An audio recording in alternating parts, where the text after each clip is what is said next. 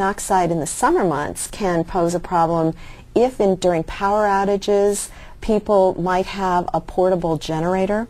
Every year we see deaths because of carbon monoxide because folks bring that generator into the garage or even position it too close to an open window. Anything that burns fuel can be a potential source of carbon monoxide. And as Alan said, and I'll repeat, it's really important to have carbon monoxide detectors in your home, in addition to smoke alarms, which we'll get to in a moment. We're finding through our research that not enough homes are protected with carbon monoxide detectors. And because CO, carbon monoxide, is tasteless, it doesn't have an odor, you won't know if it's in your home unless you have an alarm. So, what is the best place to place one? Interestingly, with carbon monoxide, you can really put it anywhere. Unlike a smoke detector, which has to be placed in the ceiling or up high on the wall, a carbon monoxide detector can be placed pretty much any place in a room. But you do want it near the areas where people sleep, because you need to know that if you have a CO problem when you're sound asleep, it's close enough that you'll hear it and it will awaken you. So certainly near the sleeping areas, the bedrooms, and ideally one on every level of your home. The other thing about poisoning, and this is pretty new, we always thought that the biggest share of the poisoning problem in America was the situation of children getting under the kitchen sink, or maybe, you know, the vanity in the bathroom, getting a hold of cleaning products, bleach, whatever. But newer research is showing that for poisoning deaths in our country, it's really a bigger problem among young adults. And here the situation is that folks may be taking prescription medications, have a couple of those perhaps, and then maybe they come down with the flu and perhaps take an over-the-counter cold medication, maybe have a drink on top of that, and it's kind of the combination of these things that actually can result in death.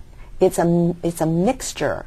So what we're hoping people will do is be very aware. If you're on a prescription drug and you're thinking of adding something else to that, just know that it's going to be safe for you to do it.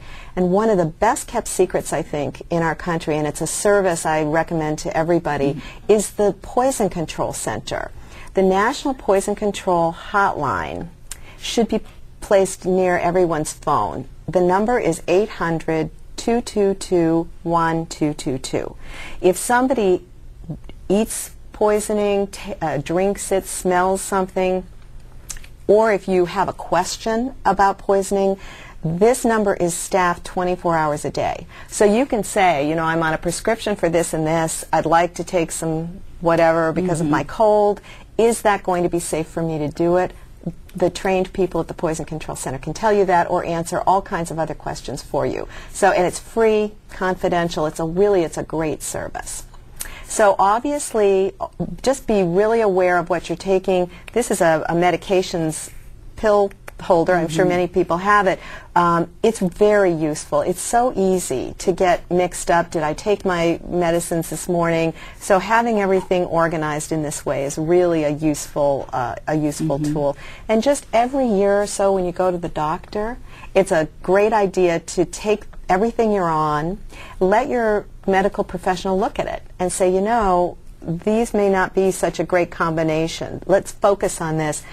It's also a really great way to prevent a fall, because we know that falls often occur because of if you're on 4 or more medications, it can result in lack of balance, and potentially a fall could occur. So your doctor or pharmacist can help you with that as well.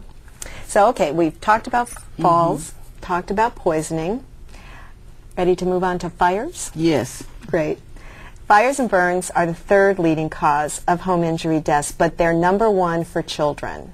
So it's really important that we spend a moment talking about it. The most important thing your viewers can do is make sure they're protected in a couple of ways. Certainly you need smoke alarms on every level. Let me tell you why. When a fire breaks out in your home, Congresswoman, we now know that the time it takes from that first ignition, first little beginning of that fire, to what is called flashover. That's when everything in the room is so superheated it kind of bursts into flame at once. at the point of flashover, it's almost impossible to get to safety. So the trick is you've got to be ready to get everybody you love out of the home before flashover occurs. Well, nowadays we know that we have things in our homes that are based with plastics, they're petrochemical based, they burn hot, they burn fast. And so that time from first ignition to flashover can be as little as 3 minutes. So what this means is if we're all sound asleep in our beds, maybe we have our children down the hallway, maybe mom is visiting, everybody's sound asleep, if we don't have working smoke alarms to let us know of the fire at the first moment, we can't react in time. And fire produces a smoke that has poisons in it. It can put us into a deeper sleep. So that's why you really need the smoke alarms to make sure you wake up and get to your loved ones to get them out to safety within 3 minutes. Now to do that, you really need a plan. Because obviously what you don't want to do, smoke alarms are going off and you're looking around your home trying to see where it's coming from. No. It's really important if you hear that alarm to get out immediately because the time you have is so precious. So have a plan, practice it, make sure that everybody in your home understands it, and you can start talking to your children about this from the get-go, from the time they're very young, from the time you first bring your baby home. You want to make sure that your plan includes having a way to get your baby to safety. 2 ways out. You need to know that your first exit might be through the door, perhaps down the stairs, out to the outside. Well, if you wake up and discover there's smoke in the hallway, that dangerous, poisonous smoke, you want to make sure you've got a second way out, and that could be the window. If you have a little baby in your arms, how are you going to get down a ladder? So plan to have something to strap the baby on that will leave your hands free to climb down your safety ladder. Thinking all this through in advance is so smart because then if something terrible happens and there's a fire in your home, you and everybody you love will know just what to do and can get out safely. So that's really important. And I wanted to mention a really fun thing that the Home Safety Council is doing. It's a new program for little children, preschool age children, and it's called I Spot Something Hot.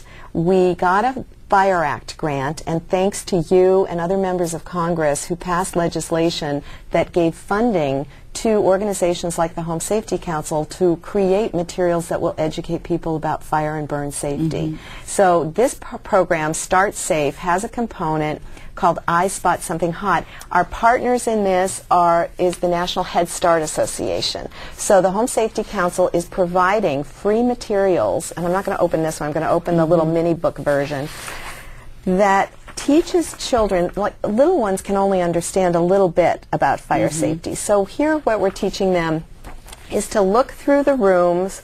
We have a kitchen, we have a bathroom, we have a living room, and we're teaching the little ones what to look around and understand what gets hot and what is not hot. And if it's something that can get hot, we teach them to stay 3 giant steps away. I spot something hot, I'm going to stay 3 giant steps away. So the children are learning this, and the program is in English and Spanish. But meanwhile, working with our partners at Head Start, we're also accessing the parents and caregivers. The parents come in for a parent meeting. We review the things that we couldn't go into with the children because it's a little too complicated. But we talk to the parents about having smoke alarms. We talk to them about how exactly they need to do their plan at home. The fire departments are working with local Head Starts. And I just wanted you to know that I will be talking with members of the Dallas Fire Department.